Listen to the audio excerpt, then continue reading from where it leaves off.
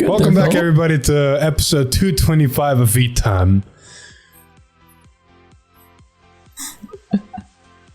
Anyway, we got a jam-packed episode for you today.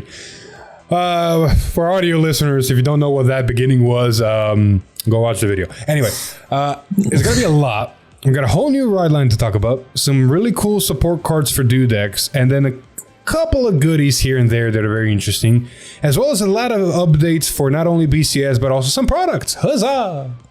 Huzzah! So yeah, without further ado, let's get this show on the road and jump right into it. All right. Yeah.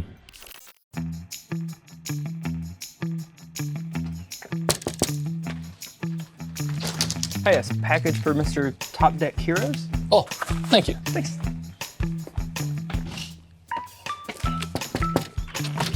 Mr. Top Deck Heroes. Mr. Top Deck Heroes, package. Man, another one? What is with this guy? Mr. Top Deck Heroes. Again. Oh, Melody again. Mr. Top Deck Heroes, your package. Oh, God, thank you, that was heavy. What's in that one? Oh, trading cards. Cards. Was every one of them cards? Yeah. How can you afford that? Oh, that's interesting you say that. I got it from this place called Secret. Man, these people are crazy. It's no secret. 50 cards. Use code TDHeroes for a discount. Just because I know how you want this, and it's gonna be very interesting, we're skipping again most of the smaller stuff and we're focused on the bigger stuff. Last time we didn't do that and we ranted and it gone long, so let's not rant. Let's rant but talk about the important stuff. Agreed? Fair. I mean, cool. We're going to be ranting about the important stuff anyway, so it's going to be a while still. So, Alex, start us off with the first two cards. Yes. So you got a whole new ride line. And starting off with Stag Nipper Dragon. It's a starter skills. It's going to be important, though, because it's very important for the next card we're going to talk about. I need to stop myself. Oh, I wanted to make a joke with nipping or being nippy or something, and my brain was like, no, stop. Do not go that direction. Stop. Just don't let it get in your pants, man. It might nip you. Exactly. Anyway. Exactly. Anyway. Nick, you're next. No, I literally emphasized talk about the next two cards, man. Got you. Guys, we got the Scorpions and Scorpiancer Dragon. English. Yes. Its skill is continuous Vanguard. If your soul has Stag Nipper Dragon and you would ride into a Manti Scythe Dragon from your ride deck, you can ride without discarding a card from your hand. Huzzah! Free ride! Yep. Just hope nobody steals your starter in the early game. If they make a mechanic like that, holy shit, Avangarda is never gonna win. Never. It's just dead on the spot. Flatlined. It's like, turn one, I'm gonna kill your starter from your soul. Remove it. Avangarda, you just killed my pilot. I'm dead. No, they didn't kill my pilot. Just hand your hand out. All right, good game. We're already done here. Anyway, it's nice to have a free ride line. Because you're going to disc for going into this, and then you're not going to ditch anything to going into Manti Scythe Dragon. So it's the grade 2 for the ride line that has the ability auto when this unit is rode upon by a grade 3 card with Levias in its card name. Energy Blast 3, look at top 5 cards of your deck, choose up to one grade 3 or less card from among them, reveal it, put it into hand, and shuffle deck. The biggest thing here to note is the fact that it says a grade 3 or less card. This is basically look at top 5 and grab anything you fucking want. Mm-hmm. Like, fuck those look at top 7, grab an Urakami unit. Look at top 7, grab an Absolute Zero unit. Look at top 5, grab an Order. No, fuck it. Look at top 5, grab anything you want. You deserve it. It can be an Order, it could be a Perfect Guard, it could be a Persona Ride. Hell, if you want, it can be the Overtrigger. You're right. It could be anything. If they make a new card type, like something like an Order that's new or something down the road, you can grab it too. It's just Alex, so you want to hear a fun fact about another part of this card? The artist who made this card has made a lot of other Vanguard cards as well. And he has a certain art style. Yeah. I can't find it here. If I manage to find it, I'll do the extra mileage work and put it on screen. But a lot of his dragon type monsters or are bug type monsters. or bug mind type, are basically striking the same fucking pose. So it's like in the pulse. There's the grade 1 from the start decks at the very beginning that looks like this. Yep. I think there's one more card in this. Villano's grade 2, the Soul Blast one. Yeah. Yep. Yeah. Done. So, fun fact. Anyway, Alex, I know because you want to talk about him. Let's go. All right. So we got the Destined one of Infinity Levias. So its skills is act Vanguard once per turn, cost counterblast 1. Choose one of you and your opponent's rear guards each, and put an Infinity Eyes marker on them. And then auto Vanguard, when any fighter's unit on a rear guard with your Infinity Eyes marker attacks or boosts, you may have that unit gain plus 10,000 power or get minus 10,000 power until the end of that battle. If your opponent's unit got minus 10,000 power, remove your Infinity Eyes marker from rear guard and draw a card. And then Divine Skill, act Vanguard. If your opponent's Vanguard is grade 3 or greater, cost Soul Blast 1. Choose one of you and your opponent's rear guard circles each, and put an Infinity Eyes marker on each of them, and this unit gains plus 10,000 power and critical plus 1 until the end of turn. Huzzah! Okay, so I'm going to mention this before you talk about the card real quick. The Infinity Eyes markers are just that. They're just markers. They don't say anything. They don't have like dragon trees, technically an effect on them. They're just markers that indicate. Markers. Exactly. What the Vanguard does with them is basically where the effects come in. You know, I think it's funny that you can either give your opponent power or you minus yours at the same time, besides, doing what you normally should do. Which makes me wonder if there's going to be skills in the future that, since you minus your own unit's power, gain some type of skill. Dude, I can 100% see a card that says, if this is on rear guard, give it a form of resist first off because of reasons. But if this is on rear guard, when your opponent's rear guard with an Infinity marker would attack, if you gave it plus 10k power, give it minus 1 crit. Oh, that'd be kind of cool. It would give an incentive to give your opponent more power, but neg them in certain way where you don't get to plus a card by removing the marker and drawing a card. That way you can keep the marker there for later. You can technically inconvenience them, and at the same time, your opponent... It's also a benefit to your opponent because yes, they gain power, but if they have on-hit abilities, at least their on-hit will still work. You're not going to take damage, but at least their effects might still work. Or vice versa. Like if you have one of your units, say if this unit lost 10,000 power due to your Vanguard, restand it or something. Exactly. So if a unit can inherently gain a lot of power, like the grade 2 that can attack on its own, like if you can make it to where you can give it power and then have it neg 10, like it gets another restand or something, or gets a critical or something. Yeah. I can actually see a unit. Holy shit, I can actually see a unit that's a double-edged sword that has resist, for obvious reasons, that says any unit that gains 10k power loses a crit, and any unit that loses 10k power gains a crit. That'd be kind of cool. That would incentivize you to put markers in your own front row on a Persona right turn, find a way to bump them up, and then swing to them, neg them 10, but give them extra damage. Yeah. That would be cool card design. Well, Philip, since we're already talking about this cool card design, let's see other cool card designs with this card. Hold up. We're not finished here. We're not finished here. We got everything else to talk about. We got to talk about everything about this real quick in the sense of, if you're going first, you're making one infinity per board. So you're going to make one on your and one on your opponent's. And I think it's important that you go for it. that you put where you put your markers, because cards are going to talk about this same column. So make sure that you're putting it in separate columns whenever you're making these skills. So you can. You mean the same columns? No. It's adjacent. No, same. Adjacent. Same. We'll get to that. My point is that, okay, I see why you're saying adjacent, but for different reasons, I'm saying same. Okay. So going first, you're making one per board. Going second, I think Levias just falls into the category of there is no reason not to activate Divine Skill the second you get a chance to activate Divine Skill.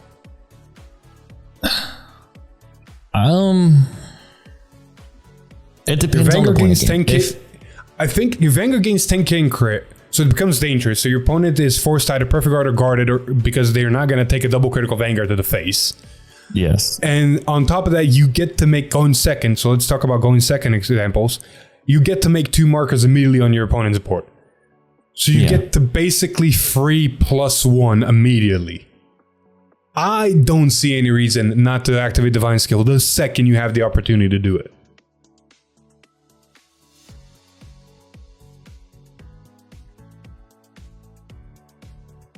Yeah. I mean, the only reason I say no is because if you already feel like you're in a really good position already at that point in the game, going like say you're going second and you're like, I'm already pretty well ahead and I feel like it's going to come back to my turn anyways, I'd rather save it for a push turn, because you're losing the 10k in a crit when you can use it for like when you're like close to dead and pushing for a good push turn. That's my only other argument for that. Otherwise, I feel like your argument is very valid, but it's gonna come up like 20% of the time, maybe 15. Yeah. Like I said, I'm not saying it's gonna be every game. No, it's like rare instances, but like 80% of the time, like you said, just go ahead and pull the trigger out immediately.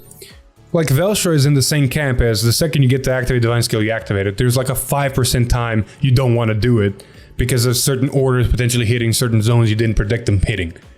Yeah. But it's like 5% of the time. Otherwise, it's like counterblast, orders in order zone, go. Pretty much. All right. So we talked about the good things. We talked about the +10, -10 technically.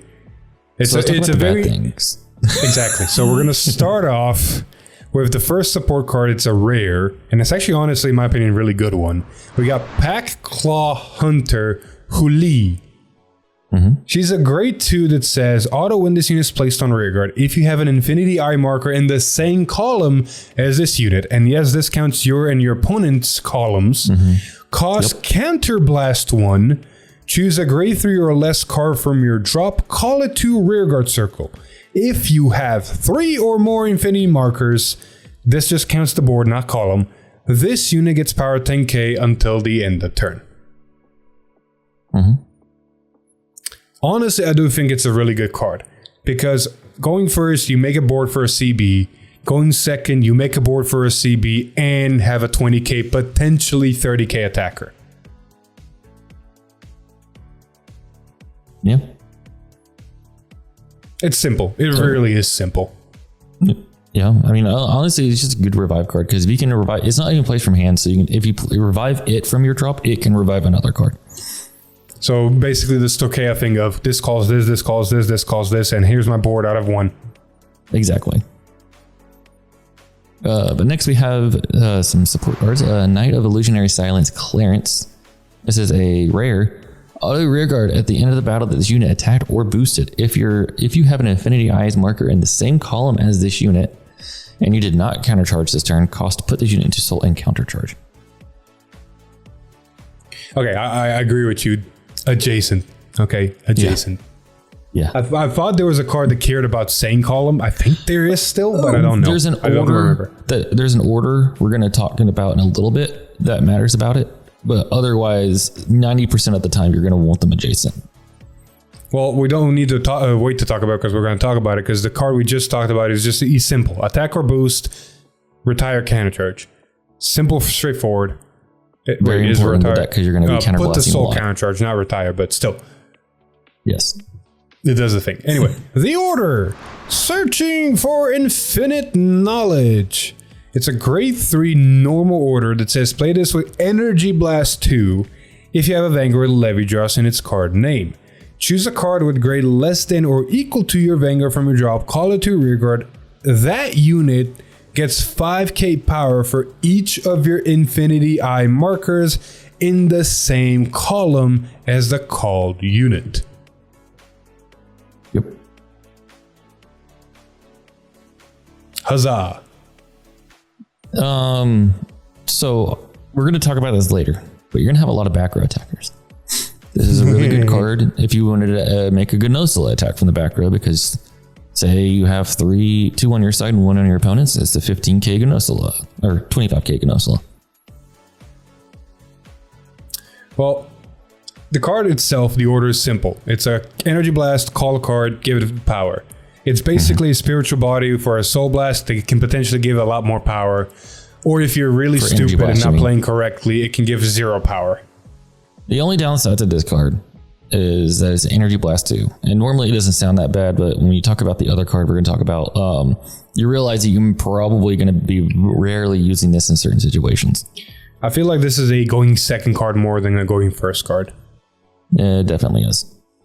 All right. Speaking of which, continuing. Next we got Full Knowledge Foxel.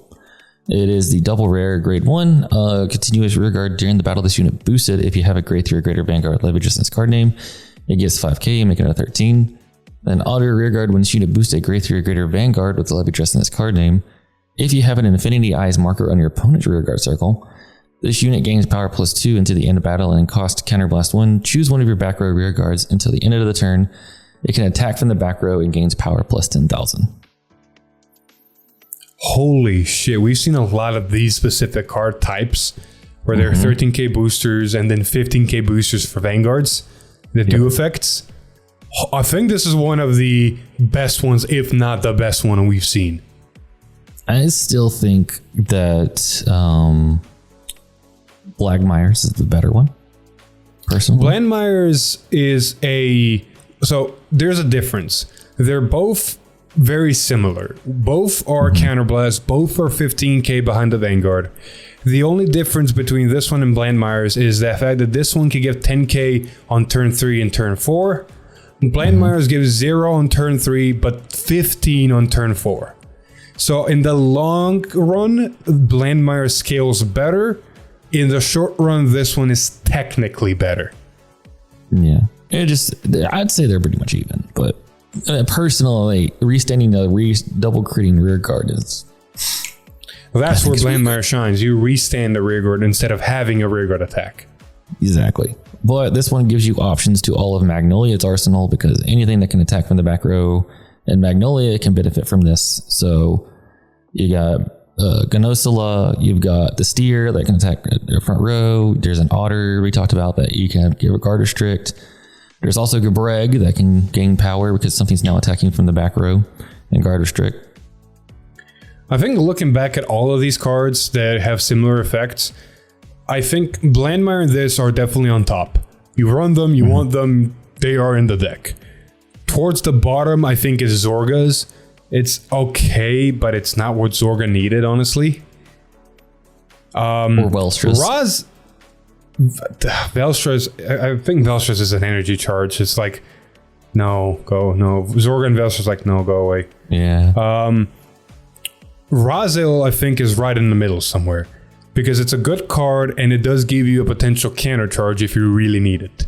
But it's not something that you're going to be constantly using like these guys. Chris Reigns is a good guard restrict.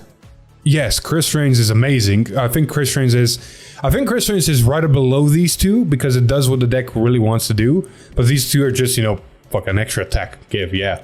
Yeah.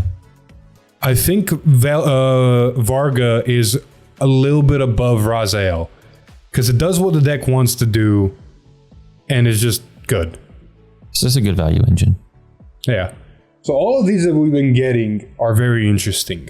Levias is our first Destined one, so we don't know how what the other ones are gonna get, and we just covered all the other faded ones. Oh wait, but we all know that so far, looking at the card we're going to be talking about next, there is a consistent cycle for every Fate Divine unit card.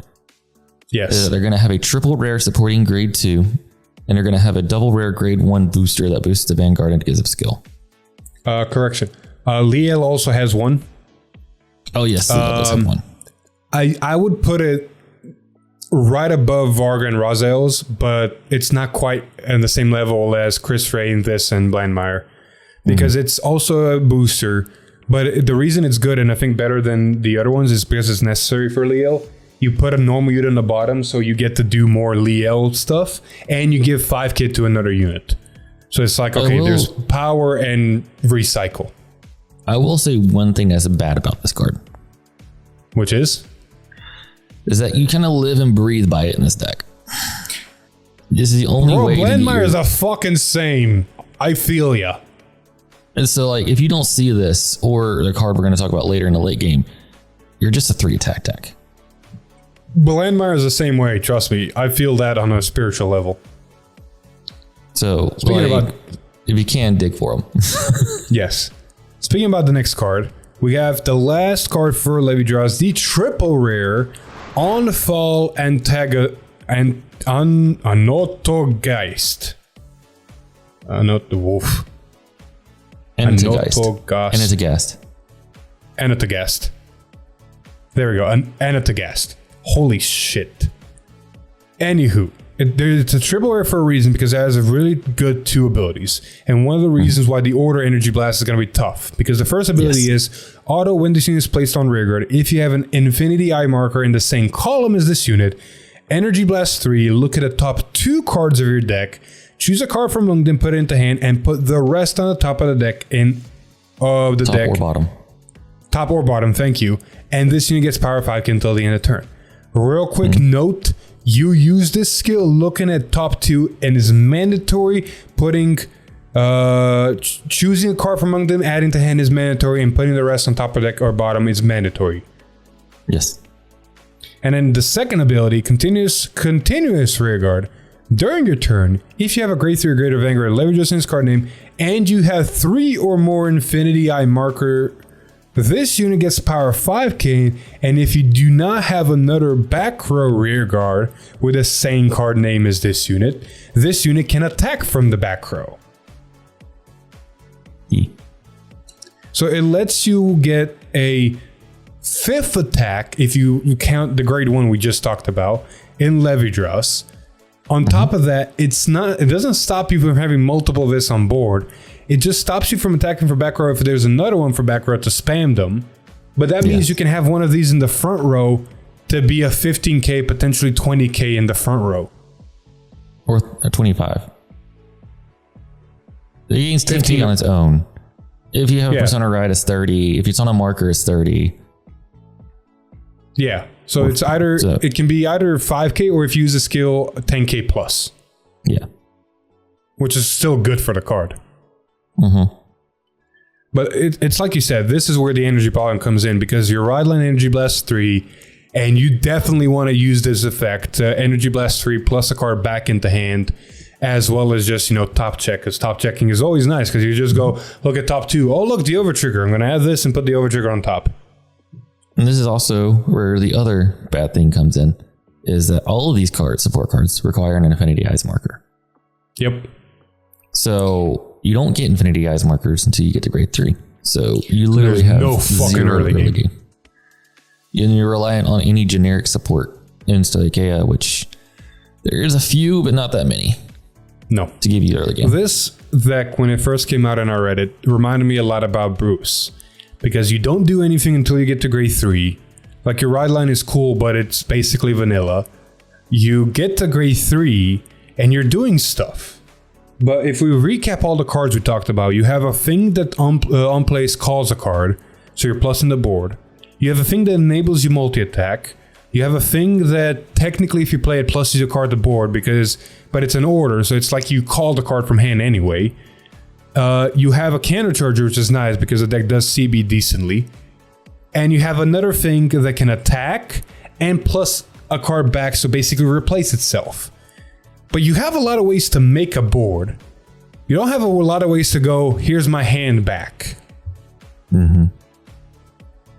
So it's like Bruce. Like, you have all the effects to make a board, but none of the effects to get your hand back.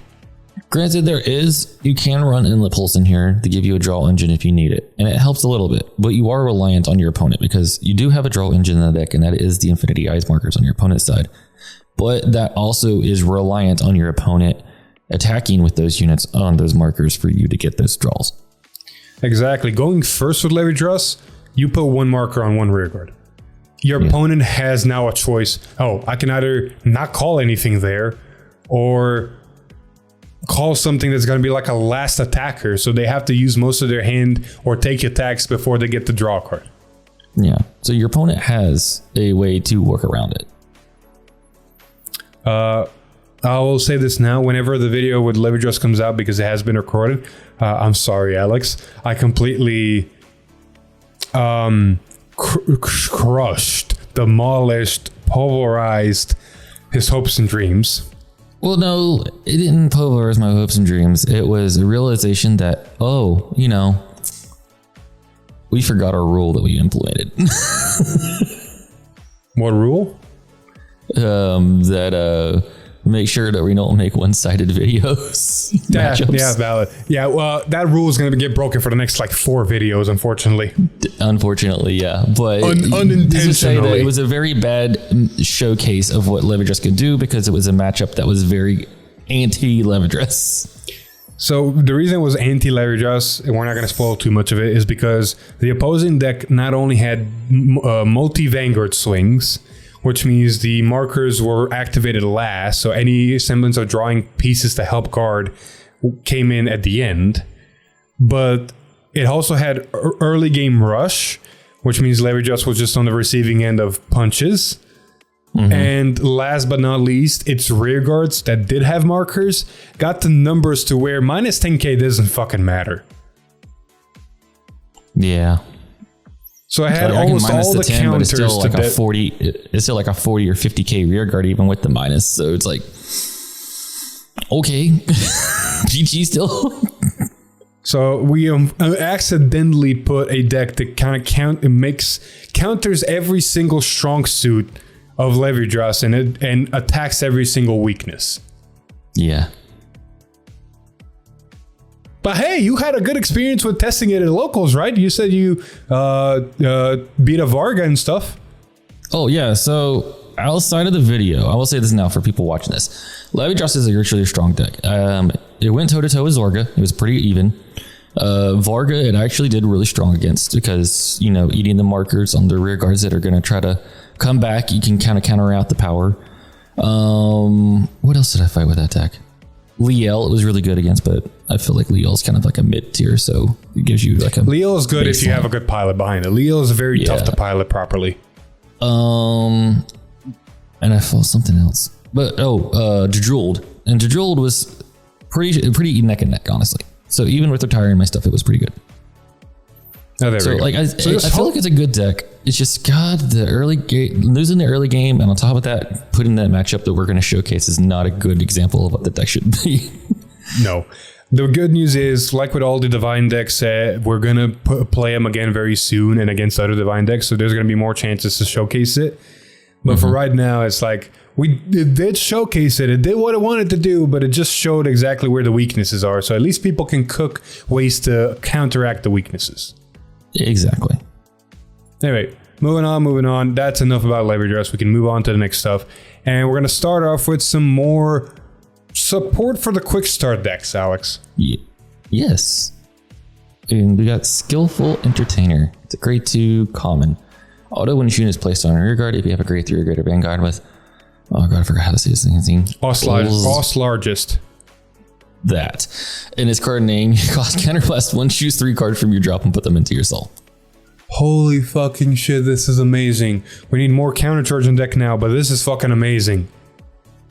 Let's see, isn't the great card from Grisette 2 that recycles your Persona cards counter charge? I think it does. I don't remember exactly to the T, but I think it does. But this is also good because we're seeing that in set 4, we're going to get support cards for the start decks, 2 of them. One of which is going to be a flavorful one like this one, and the other one is going to be a carbon copy of a very similar effect across the board. And in this case, it's Dangerous Thrower, the grade 1 carbon copy across the board, because its effect is very similar to the last one we talked about for Thundering Dragon. And this one says, auto when this unit is placed on rearguard, choose a grade 3 or greater card with all stars in its card name from your drop and you put it on the bottom of the deck. If you chose a card, look at the top 5 cards of the deck, choose up to one Tilgan, it's the grade 3 support card and its card name. From them, reveal it, put it in your hand, and shuffle the deck. If you put a card, choose a card from your hand, discard it, and this thing gets 2k power until the enter. So all of the grade 1s that are rares are going to be a carbon copy. You're going to place it, you're going to put a persona right back to the bottom of the deck. You're going to look at top 5 for the grade 3 support. If you're going to find it, you're going to add it, you're going to ditch a card, and then you're going to gain 2k power. So these are going to be across the board carbon copies. The grade 2 commons are going to be the flavor cards. Yeah. By the way, thank you, Peanut Gallery. There is not a C tier. Okay, so more cats and us largest. Got it. But I still do think that both of these cards are really good. The grade 1 carbon copies are just good. Persona rides back, find your support grade 3, go ham. The flavor for this one, while it is a CB and is a high cost, you can combo really well and get some soul back, which all largest really needed. Yeah. So I'm excited to see the Stoicheo one. I'll say that. Exactly. Down the road. Anyway, Thursday's stream happened, and we had some upgrades for not only our boy Avangarda, but also Varga. So I'm going to cover the Avangarda cards real quick, and then I'll let Alex cover the Varga cards. So Avangarda was one of those decks that we honestly forgot about. It came, it got support later down the road, and then it was completely forgotten about. Yep. And unfortunately, a lot of the generic support cards right now out don't help the deck much. So seeing any semblance of support is nice. However, I don't think this is a support that is going to put Avangarda back on the map. So we're going to start off... I will say the donation was actually pretty decent in that deck. But it's CB. Oh, you have enough CB. Dual Nation could work. You are right. Dual Nation could work. But onto the new card. Yeah. But let's talk about the actual spark cards here. Blue's Death Star Stabling Hellfen. It's a grade 1 common that says auto rearguard when this unit boosts a unit with Blue Death Star in its card name. You may have this unit get continuous rearguard during the battle that this unit boosted. When your opponent will call cards from hand to Guardian Circle, they must call 2 or more at the same time until the end of that battle. If you do, at the end of that battle, retire this unit. Now hold on a darn second. Oh, I moved the camera. Whoops. Alright, oh yeah, the way to begin with. Hold on a gosh darn second. Where have I seen this effect before? Alex, you know what I'm hinting? Not a clue. God fucking damn it. Have I actually put them in the deck? Holy shit. Am I actually that degenerate? Oh, are you talking about Quinn Lee? Nope. Quinn Lu or whatever? I'm talking about this fucker. Diabolo's Tailback Derek. I'm not even joking. Outside of this blue Death Star being a May, so you may give this card the effect, it's basically a Derek. Because Derek's effect is, if you're in Final Rush, he gains the exact same red text. But on top of that, he gains also 5k power. But then he also mandatory gets retired. So this is basically a carbon copy just with a choice to activate the ability. I will say that I feel like this card's really good for Avangarda for the fact that when you're going first, if your opponent guards the Vanguard attack, it doesn't restand. So making an incentive to make it harder to guard is always nice. You'd think that. But On we paper, actually recorded. That is nice. We actually recorded Avangarda, and while this card is fun, it's actually really awkward because most of the time you're going to put it behind one of your grade 2s that gain 10 to 15k power on their own. So because of that, you're getting to really cool big numbers on those rear guards that are most of the time going to either be taken or just around the threshold to where they're going to already require a 2-card guard. The only time this actually does become dangerous is if you rip crits. If you can rip crits and put them on the front in the rear guard that this is going to boost, then this becomes dangerous because then the opponent has the choice of, okay, am I going to take a double critical because it's too big to guard, or I'm going to waste a PG here and have to discard 3 cards in hand instead of guarding like with 3 cards. So it's really awkward. It's really awkward in Vanguard, in all honesty. But hey, we got more support cards than just this. This is just the common. You're right. We have a grade 2 double rare called Blue Death Star Sabina Melkmar. And I don't have a copy of the card here, so I can't make the same joke again. But this effect is auto when this card is placed on rearguard or discarded from hand by your Vanguard's ability during your turn. If you have a Vanguard Blue Death Star in its card name, Energy Blast 3, choose a strategy card from your drop and put it into hand. And the second ability is auto rearguard, making emphasis there. When your grade 3 Greater Vanguard with Avangarda in its card name attacks, this unit gets power of 5k until the end of turn. Oh, so on a Richter turn, you can get 15 technically. Exactly. This is almost a carbon copy of the promo. The promo has the exact word-for-word same second ability of gaining 5k every time the Vanguard attacks. However, the promo's ability is on place, Soul Blast 1, choose a research from drop or deck and add it to hand. Strategy, not research. But yeah. Thank you, strategy. So they both add strategies. The cost and how they add them though are different, but they both gain 5k on attack. So they're basically the same card. The only good news here is the fact that you can run 8 of the same fucking card. So it's like, huzzah, I have good fucking attackers. It's consistent. It's consistent. I do like the discard effect because you can now discard a card and plus a card back. Yes, it's a strategy, but at least you're not minusing and you're prepping yourself for next turn, which with certain decks is really good. Feel that. Overall, not bad. The only problem is we recorded the video. It doesn't much solve all the Avangarda problems yet. It just does everything just more consistently. I still stand by the fact that I think it's the Brentgate Dark States one is the really good card for the deck, more than any card you can get because it helps them set up more. No, not the Brentgate Dark States. The Dark States Dragon Empire. The Brentgate Dark States is look at the top cards equal to the number of set orders plus 1, put them into Soul, and then choose a card from Soul to add it to hand. And you can put set orders on normal units, that's fine. You can grab set orders from Soul to hand. That's a fine effect. Avangarda doesn't run that many set orders, so it's not that good. The Dragon Empire one, Dark States, is potentially better because you have Retire, which is nice removal. Yeah, I mean Brentgate Keter. This isn't sorry, Dragon Empire. I thought this was Brentgate Keter. Yes, Brentgate Keter is the better one here because not only does it let you put certain units back on the bottom of the deck and shuffle, so you get to recycle certain pieces if you want to, like your Avangardas. But it also lets you look at top 5, grab an order if you need it, but mostly just make a board off of top 5. So you can find this, you can find the other promo, you can find Hanada sideways, you can find basically any piece you might need on the board at the moment. Actually, so I think really Brentgate Keter is, Brentgate Keter is probably the card to put in here. Because even if you say grab this is just placed on rear guard, not from hand. So if you call it off of that, you can still proc this to add a strategy back. Exactly. I think Brentgate Keter is the card to put in here. I'm sad we didn't put it in for the video. Oh no.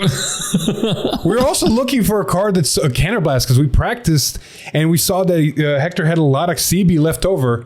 We just didn't think about that one. Well, have fun telling Hector that there was the perfect card to put in there and we didn't.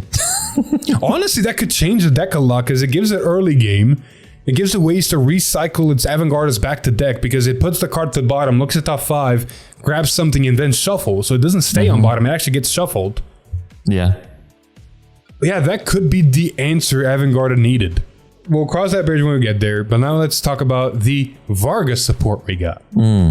Yes, we got, starting off with a common, Battle Monk of Raging Flames, Tayu, I think it is. Tayu. continuous rear guard during your turn. If you have a grade 3 or greater Vanguard Varga in its card name, this unit gains power plus 5k for each of your opponent's rear guards that were retired this turn.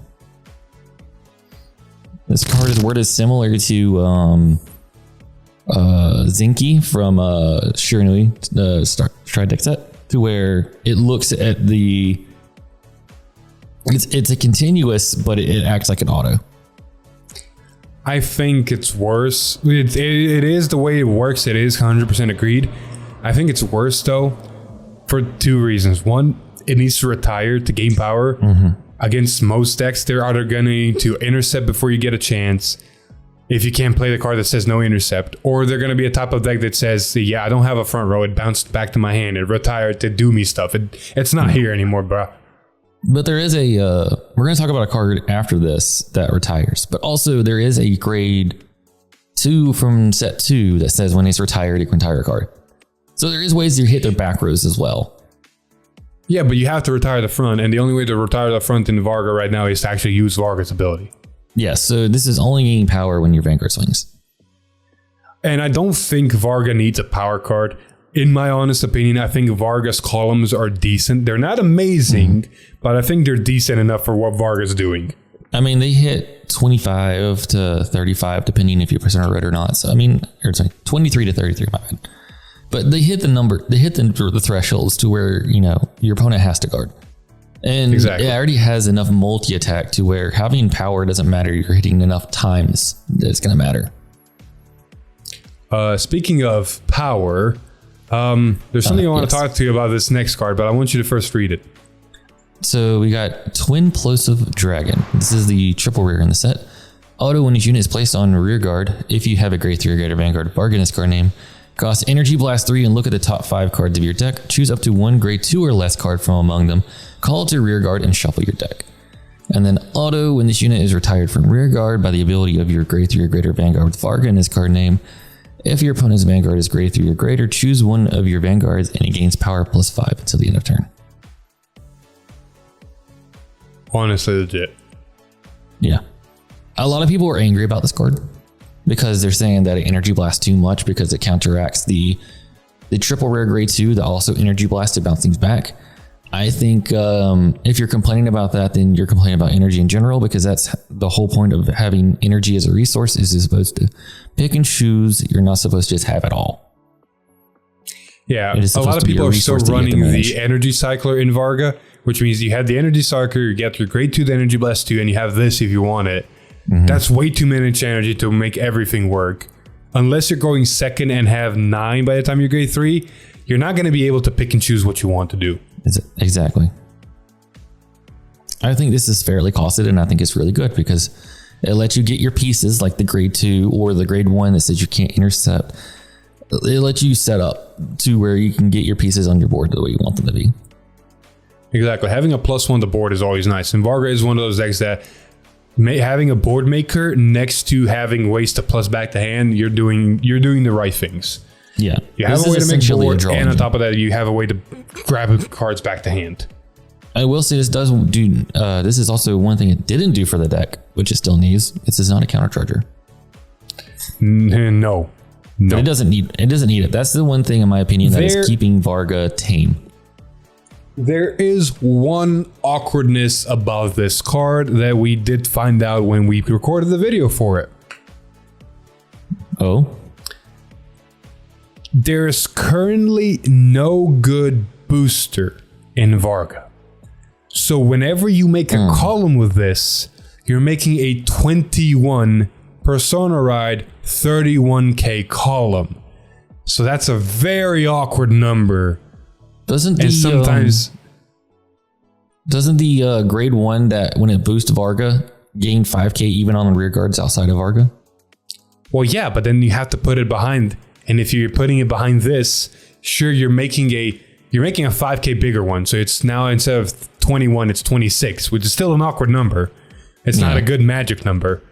But on top of that, you're now wasting a back row rear guard that's not going to do something like get retired and draw a card.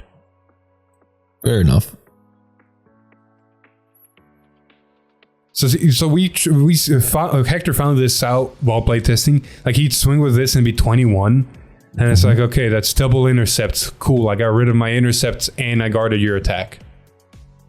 So it's that weird, awkward number.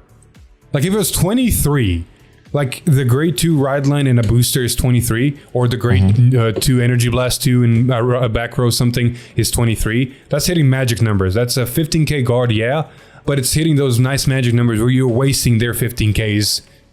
Instead of 21, it's like, well, that's 2 5ks, or if they're running 10ks, that's a 10k. That's like, I feel that. Who knows? Maybe a card outside of that. Exactly. Outside of that, it's amazing. So I'm going to throw out one speculation here for this card, because at this current point, we have gotten a triple rare support card for Raziel. We have gotten a triple rare support card for Varga. We are still waiting to see... Oh, we got a triple rare support card for Blandmeyer. No, we got a double rare support card for Blackmire. No, triple. I'm pretty sure that was a double. God fucking... Was it? I have it right fucking here, man. It's a triple rare. Okay, so no, it's a double. No. Oh. It's fucking triple rare. It's fucking busted. Anyway, we got a triple rare for Blandmeyer. I'm going to spoil this now. We're going to talk about it in a bit. We have confirmation that next week we are getting a double rare for Zorga. Really? And a triple rare. Sorry, no, ignore me. We have confirmation that we're getting a triple rare for Leonord. Which means that all triple rare slots for Stoike are taken, which means if Zorga gets anything, which we know Zorga will get because Velstra is getting, we'll cover that too, it's more likely going to be a double rare. If it's in this set. Gonna throw my... Huh? If it's in this set. If it's in this set, which is where my theory is throwing. I think all of the Divine decks are going to get a support card, but all the main Divine decks are going to get a triple rare, except for Leo. Leo's more likely going to get a triple rare in the set that Leo is also coming, for obvious reasons, because, whatever. But I think the Velstra and Zorga, the same reasons why they didn't get certain types of supports whenever they were leaking, they're also not going to get triple rare support cards, but instead double rare support cards in this set, because they're already established decks. Zorga, Velstra, they're already established decks. You know, that's funny, because I think I know what the support card is now for Zorga, because you said that. Okay. What is the one thing Zorga never got in a triple rare slot? Well, it's not getting a triple rare slot, so... No, but like in its history, what is the one thing in a triple rare slot it has never gotten? Bro, you got me stumped. I got no clue. It has never gotten a triple rare order for Zorga. You know, the second you said that, it was crossing my mind. So, since it's a double rare in this set, means it is probably a double rare order for Zorga. I could see that. Common, because rare, the orders, in my opinion, are more important than the rare ones. Promo, rare.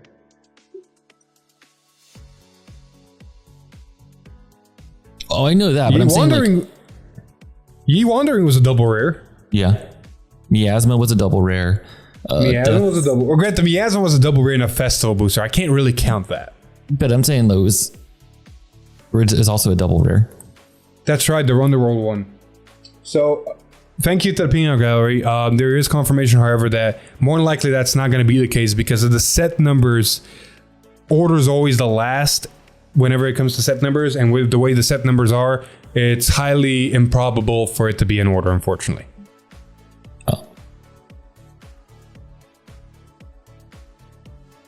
Oh. Never mind then. Okay. Yeah. Then it's a unit card. Interesting. Well, we'll see what kind of unit card, and we'll get there when we get there, but right now we got to move on. So, that was the Varga and Avangarda support. Yes, we don't have a couple more cards to talk about. I'll let you cover it, because apparently you're hyped for it, and I'm going to let you cover the deck whenever we play it then. Yeah. Okay, so we got a support card for Gryandra with a double rare Detonate Bolt Dragon. It's a grade 1 act rearguard if you have a grade 3 or greater Vanguard with Gry in its card name. Cost, retire this unit, choose one of your Vanguards. And it gets continuous during the battle that your unit with Andra in its card name attacked. If your opponent cannot play blitz orders, and if they were to guard from hand, they'd have to call 2 or more at the same time until the end of turn.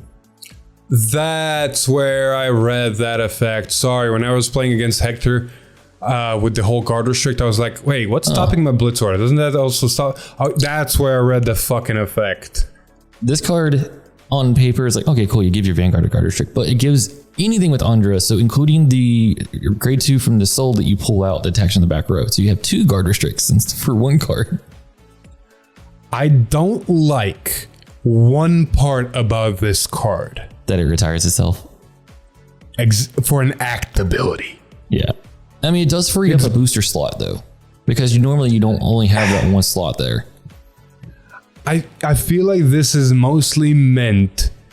This is almost like a discard card. If you have this in hand and you don't have it on board, you call it, you retire it, you do the effect. So it's basically discarding a card from hand to have an effect. Yes. I think the way you need to use this is seeing it early game, throwing it on the board, using it as an attacker or booster as much as possible. Yep. In the early game, and then when it comes to late game, retiring it to do the effect. Also, this is going to make the energy cycler grade 2 from set 1 even more important than a deck, because when you persona ride and call it to rear guard, it can call a grade 1 back, so you can call this back and use it again later. Or not even later, you can call this, retire it, give the effect to one of your Andras on the back row. Yeah. Call the energy one, energy blast, call it, retire it again, give the Vanguard the guard restrict. You can reuse this in the same fucking turn. It gives the skill to the Vanguard that all of your units with Andra. So, never mind. Fuck. The minute you crack it once, both units have the guard restrict. This is fucking busted. Yeah, this is great. Look, reading is hard, all right? Continuous Vanguard. Oh, shit. Yeah, this is great. Okay, that explains why it retired itself. Holy fucking shit. Okay, yeah, okay. That's valid. My point still stands. You see this in the early game, you throw it down and use it as much as possible as a booster attacker.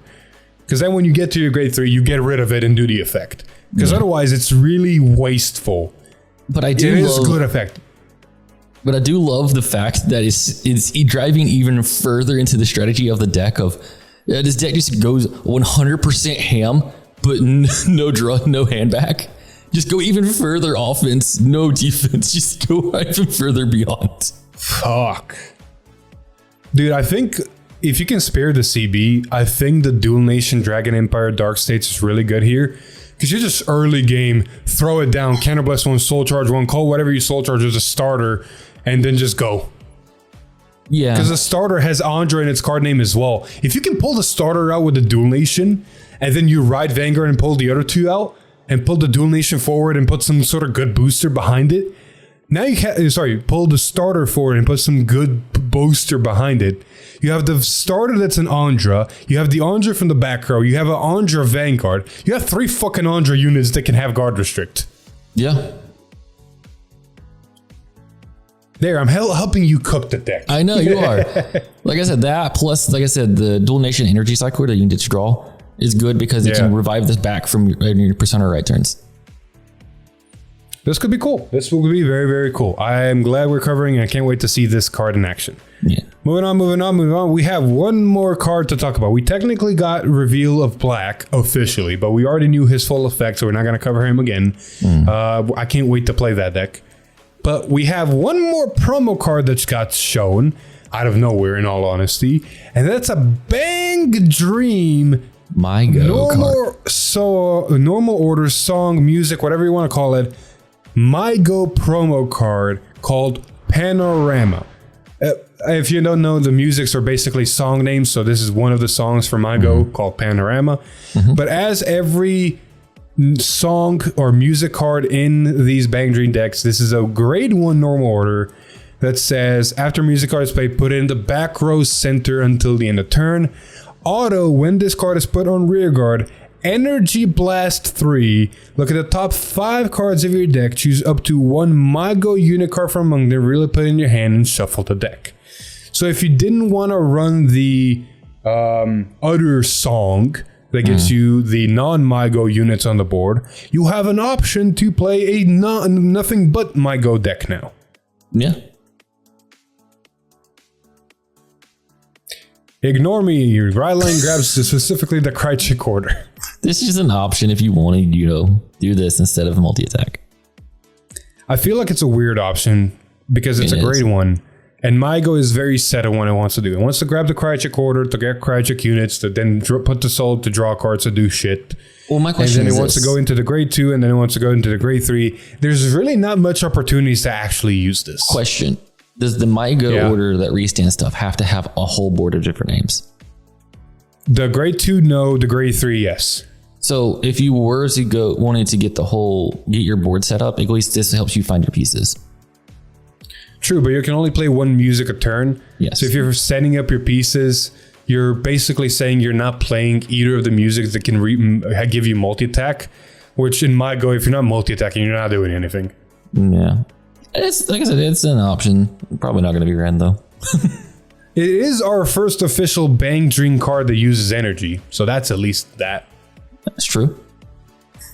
Anyway, with all that being said, that's been it for the leaks. Now we can move on to the news section and talk about what's coming up in the next few weeks. Yeah. For example, next Tuesday stream, we are getting we're getting the new Destined one from the anime, Destined one of Scales, Aquilibria.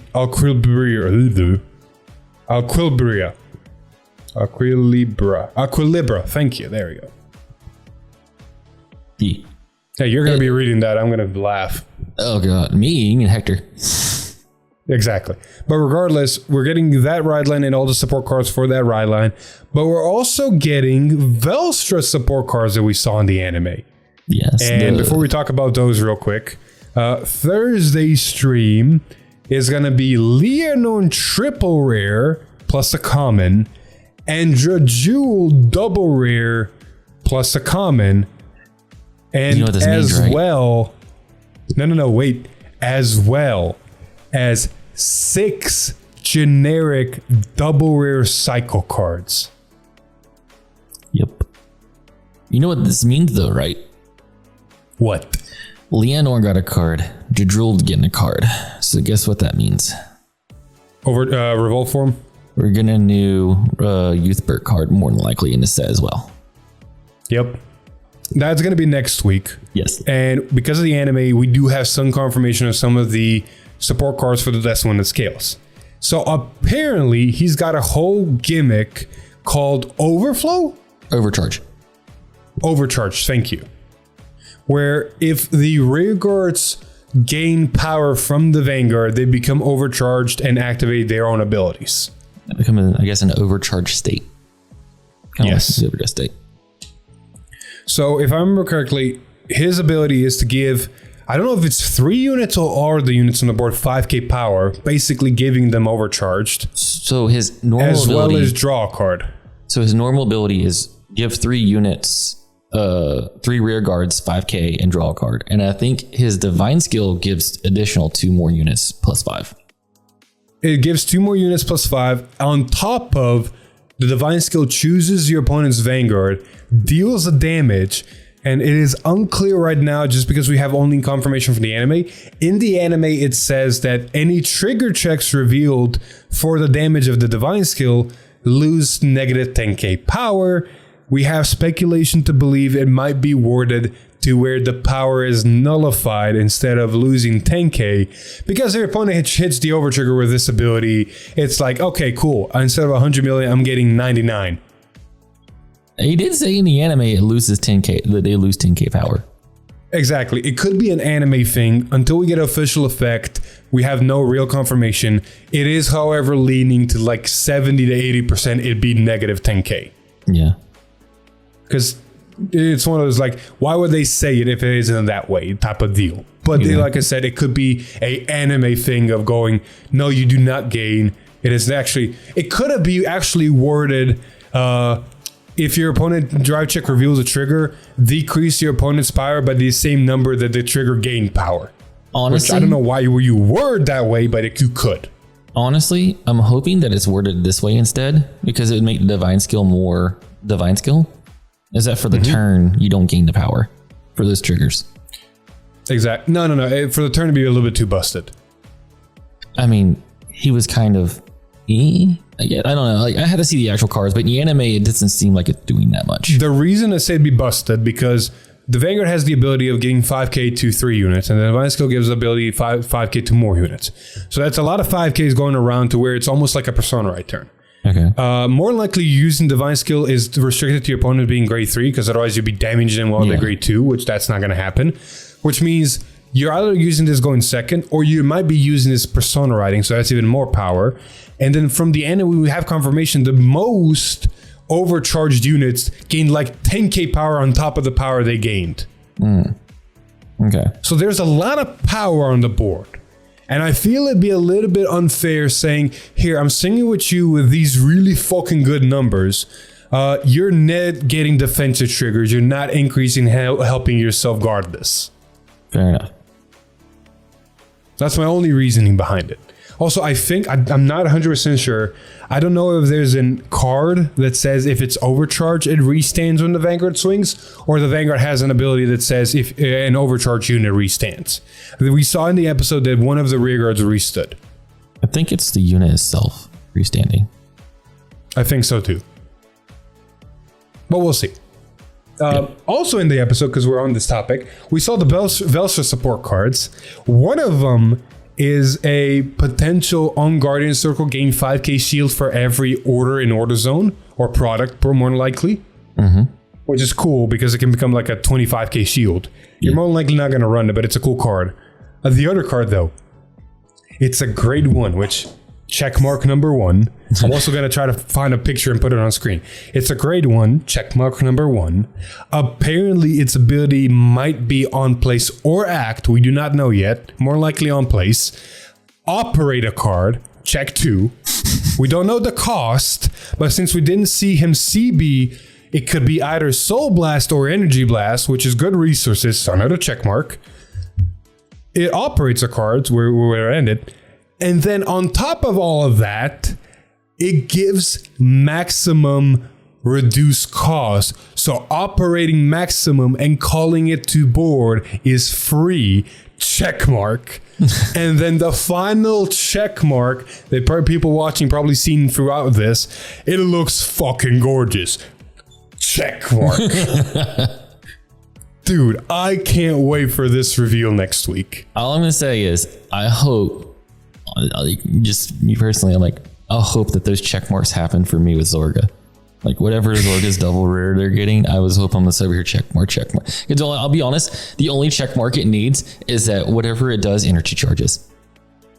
Dude, I'm not gonna joke. When I energy read charges, the effect, giant check mark.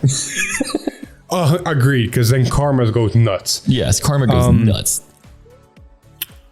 The funny part here is I actually read the effect of the card before seeing the episode. So me reading the card, I'm going through my mind. It's like, oh, the combos. But then I'm going, oh, what if it's a grade 2? Oh, what if it's a grade 3? I already have good grade 2 spots. I don't want my front row getting clogged. I don't want to put the order in that lets my grade 2s boost. Oh, what am I going to do? Look at the episode. Reveals a card. It's a grade 1. Holy fucking Luia.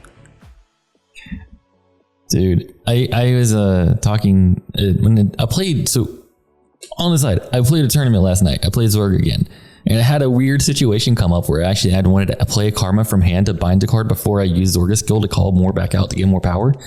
And I was like, man, I burned up through all my energy. Man, we really need a energy charger in here. It would have been great because then I could keep using Karma and keep using more power. But no, please, Bushiroad, get an energy charger. Be fair. Stoicheia does have access to an energy charger. No, Philip. It's bad. You know it. Stop trying to validate that card. Bad. You technically have one. I'm not saying anything else. Anyway, so next week is going to be a really big week. I can't wait. It's going to be very fun. Moving on to news though. We got confirmation on the promo packs that are becoming and being the box toppers whenever Lyrical starts leaking. And a little bit of grain of salt. It's mostly just recycling of old promo cards that have already been box toppers and of such. Like, don't get me wrong, some of these cards are really cool. Alessio can always use its back row attacker, but more likely less players got more enough of it. The on-hit Order Searcher is fine. The Kairi card is fine. Powerful Countercharger is a really good card. So if you want to build powerful, getting it is really key. Jennifer is an amazing card. And then another Kairi support card. So it's like 2 Kairi cards, right? Those are both I think Kairi, the biggest right? thing here is probably the multi-attacker for Kairi in the top right. And then the middle center, Jennifer. Yeah. The sad part is that these are all exactly the lyrical set 4 box toppers. So it's really just a recycle time, which is unfortunate, but it is what it is. Exactly. Moving on. A couple of updates. With BCS happening, we're getting slowly more leaks about it. We already know about the prize cards, but this is a new fact. So they're really going into serious and saying, hey, if you participate, this is going to happen. Because they've just announced that depending on the number of players, top cut will increase. So if we have 128 players per venue, it's still only going to be top 8. However, between 129 players and 256 players, it will be top 16. And 257 players or more, it's gonna be top 32. Apologize for my laughter. Alex, you good? Are you blacking out? Sorry, Jess accidentally turned the light off and then realized and turned it back on. Okay. But yes, also fun fact on top of all this, we thought when we first read this information that there's a type A and a type B, meaning you get to choose. No, the tournament will either have type A or type B. You have to go to a specific tournament to get a specific prize point. On the bright side though, for standard, each participant will receive a type A or type B depending on the region. So you're guaranteed participating, getting either the energy generator of the ball guy or the best girl. Is it? Oh. It says right there, each participant will receive either a type, but for top cut. Let me just specify that again. For top cut. Yeah, because when I saw it at first, I thought, oh, well, that means that, if it says only, like for instance, Duluth, when we go to for Georgia, it said prize point is type A in bold on it. I was like, oh, so you're only getting Masanori from this. Yes. I will say this. This does give a lot more incentive for more people to go because here in Europe, I don't think we're ever going to hit the 257 threshold. We're never going to get 32 in Europe, unfortunately.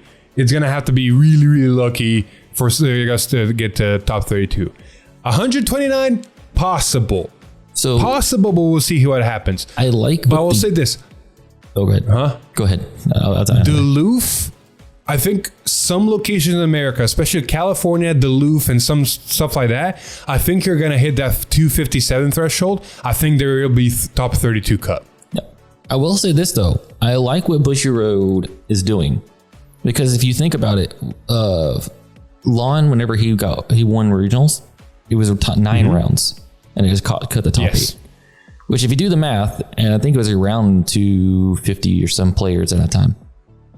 So I can't remember. Well, if you do the math, it means that they'll cut the top 7.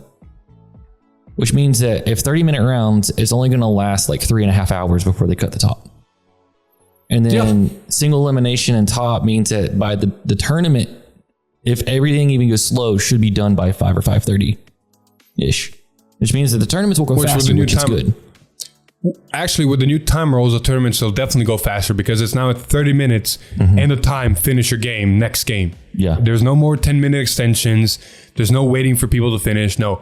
If 30 minutes ran over, you get a double loss, which means they can literally cut. And then within the next 5 minutes, next round's up. But I think it's a good thing, unfortunately, because that means that because they can guarantee more likely that they'll be done sooner, means that they can do it at other events because they don't have to have the time restrictions like they did before at the other events. Exactly. And that's why we're seeing more American locations. To be fair, a lot of times the time restrictions were like, yeah, let's finish this quick. They're going to kick us out. Exactly. But now that they're doing it faster, other venues had tighter restrictions, so they could never do it before. They can do now. It'll be a fun time all around. Moving on, Yes. moving on. We have some information on that aspect as well.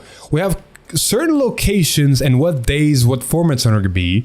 And it seems that Europe is mostly going to be the type where Vanguard Standard and Shadowverse are going to be on the same day, and Vanguard Premium and Vice Words are going to be on the same days. Now, this is not the same case for America, ain't that right? Yep. In America, or at least for Duluth, I don't know about the others. I didn't look at them much, but it seems like most of them are going to have Standard on day 1 and Shadowverse on day 2, and Weiss is on day 1. And Vanguard Premium on day 2. Yes. So it's wait. It's what you just said sounds wrong. I mean, that's what it was when we went to teams. It was Shadowverse and Premium or Tri-Reg on day 2. I thought you guys saw the Duluth ones and were calling off facts, not speculations. Yes, Duluth is Shadowverse and Premium on day 2, and then day 1 is Weiss and Vanguard or Standard. Oh, my brain is not brain. So, okay, so day 1 is Standard and day 1 is Standard and Weiss. Day 2 is Premium and Evolve. Yes, that's what I said. Okay, which, as someone who plays 3 of the formats, is like, man, don't know which one I would prefer. Just in case, can you go down a little bit and go to Philly and see if it was the same? Because I think that's the one I looked at. Philly's the same. Yeah. So I think most of them in America are that way. Oh, no. Yeah. No, that's the same. Some of them are mixed up. No, that's the same. And that's the same. And that's the same. No, it's not. No, they're not. I'm blind. No, you're blind. Okay, some of them are Standard Shadowverse on the same day and Vanguard Premium and Weiss, but it looks like all of them in America, or at least most of them, are Standard day 1, Premium day 2nd. Oh, yeah. Puerto Rico doesn't have Weiss at all. No. Oh, but yeah. For the most part, Shadowverse Chile is on day 2. don't have Premium or Shadowverse. Dang. What the fuck? But yeah, for the most part in America, Shadowverse is, I think, like 70% of the locations are Shadowverse on day 2. Fuck, Peru's only Vanguard Standard. It looks like anything that's outside of the US is weird and it's not going to have all the formats. Yeah. Probably, yeah. But yeah, the point stands of you guys are lucky to have Vanguard and Shadowverse because you guys don't play Weiss. I'll count myself lucky. I get to play Weiss in Europe, but I would have preferred to play Shadowverse from potentially one event. Hey, after what happened last at Teams, you said yourself you're becoming a Weiss player. You're not wrong. You're fucking not wrong. Anyway, very cool. Can't wait. I also love still the fact that V Premium has been turned into a side event. Mm-hmm. Also, I don't think we mentioned this, but for any location that has side events, it looks like Vanguard Standard is going to be a side event just like V Premium, but on day 2, which I find very Weiss interesting. And Shadowverse are also side events for both days. Which, that's fine. But I like how Standard is a side event on the day where Premium is played. So it's like, okay, cool, you're not a Premium player, you're only a Standard player, you can still do something on day 2. Yeah, you don't play the other games, so you can still play Standard. That's cool. I like it. Yeah. It looks like, or maybe wait. Let me just double check right now while I'm here. Europe, Austria, Spain. Okay, so there's no side event schedule like in America for these, but I think side events are still going to be happening. Yeah, I think it's just they haven't figured out what they're doing for what days yet. Yeah, and that's probably why. We'll cross that bridge when it gets here sooner in November. One more thing about BCS is that's championship prizes. So listen carefully. Regional Qualifier Championship Trophy is one of the prizes, which is cool. A sponsored invitation to the World Finals, which will be held in spring 2025. A sponsored invitation for World Finals tournament is not available in all territories. Please check schedule tab for details and locations. And then champions will be required to submit their application within 1 week. Sponsored invites will be passed down to the second place player if they fail to do so. Yep. So if people getting first are not diligent and respond accordingly, their sponsored invite can go to the second place player. And more than likely, I will assume if for some reason the second place player is not there, it's going to go to the third and then probably stop at third.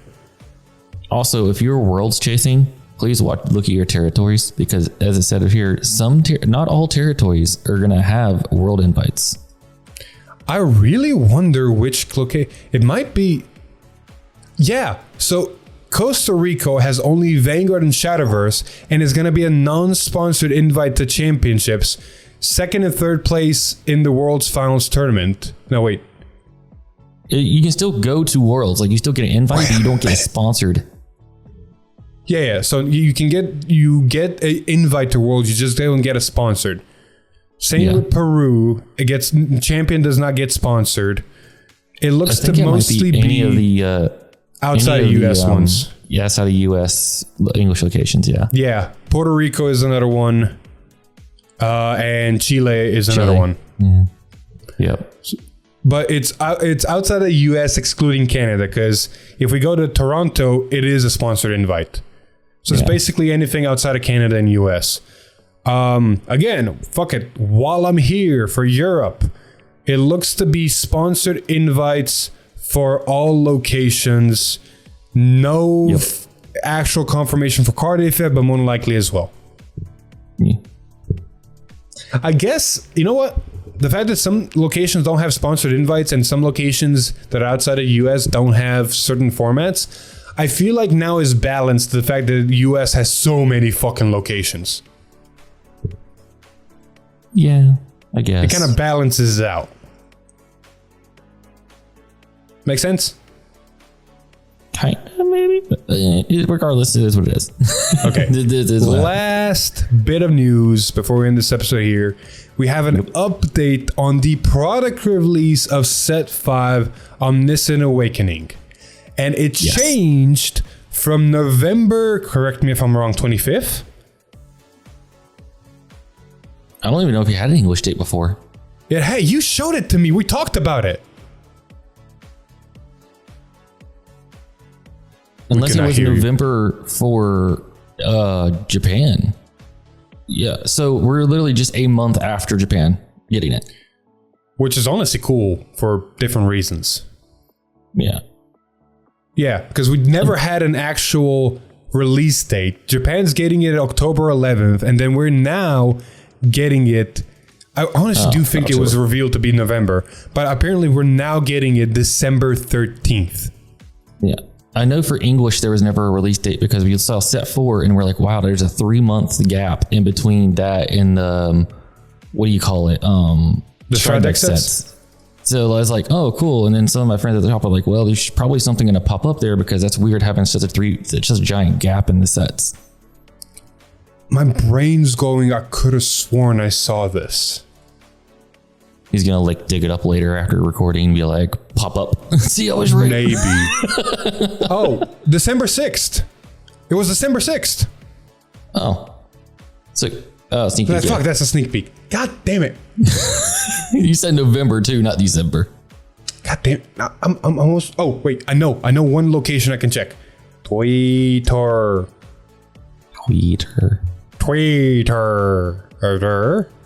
Let me do two ways of digging. Sorry. X. X.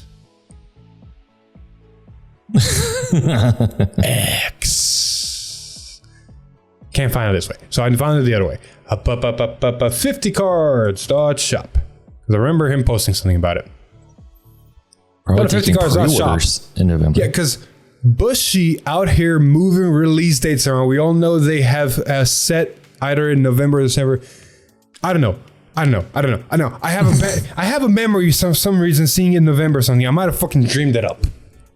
You probably dreamed it, buddy. Probably. Maybe. I don't know, man. I don't know. Anyway, we're gonna stop it there. I'm gonna lose my mind here. Yeah, December 13th. It's really close in release schedule with Japan now. We're like a 2-month gap, whatever. It's right before Christmas, so get your Christmas present. I'm definitely getting my Christmas present of Leo. Huzzah. Huzzah, huzzah, huzzah. This is also going to be, I'll steal this from one of our people in the peanut gallery. This also means that unlike Japan, we're going to get a different meta. Because Japan's going to get Tahari and Nitro Strike deck sets before set 5, while we are going to get the Strike deck sets after set 5. So we're going to have a little bit of a different meta. Yep. Huzzah. All right. With all that being said, before I lose my fucking mind, we're going to end this episode here. Thank you so much for watching and listening to episode 225 of V-Time. Let's episode. Please leave a like, share with your friends. Comment down below what you think the Jewel, Leonor, the Velstra cost is gonna be and all that stuff. But if you like what you can, subscribe to the channel, ring that bell and get notified. Maybe become a member for some awesome perks like being the peanut gallery and telling us where we're messing up the information. Exactly. Anyway, with all that being said, I've been Philip. And this is Alex. And we'll see you guys in the next one. Bye. I am not crazy.